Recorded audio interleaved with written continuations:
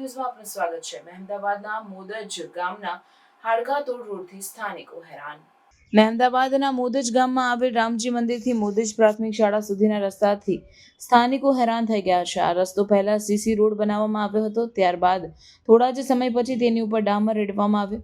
આ રસ્તો ખાડા અને ખાડામાં પાણીને કારણે હાલતમાં હાડકાતોડ રોડ બની ગયો છે।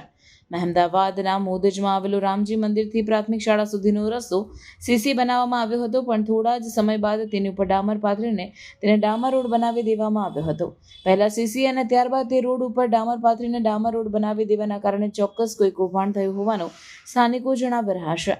ત્યારે પહેલા સીસી અને ત્યારબાદ ડામર રોડ બનાવવામાં આવ્યો હોવા છતાં આ રોડ ઉપર ખાડા પડી ગયા છે, જેને કારણે શાળાએ જતા બાળકો વરસતા વરસાદમાં ખાડામાં પડતા આખડતા શાળાએ પહોંચે છે। શાળાએ જતા બાળકોમાંથી રોજ કોઈને કોઈ બાળક ખાડામાં પડે છે તો કોઈકના પગ લપસે છે, તેમ છતાં પંચાયત કોઈ પગલાં લેતું નથી।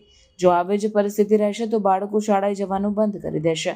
માટે જ સ્થાનિકોએ જણાવ્યું છે કે જો તાત્કાલિક આ રસ્તાનું નિરાકરણ લાવવામાં નહીં આવે તો આંદોલન કરવાની ફરજ પડશે।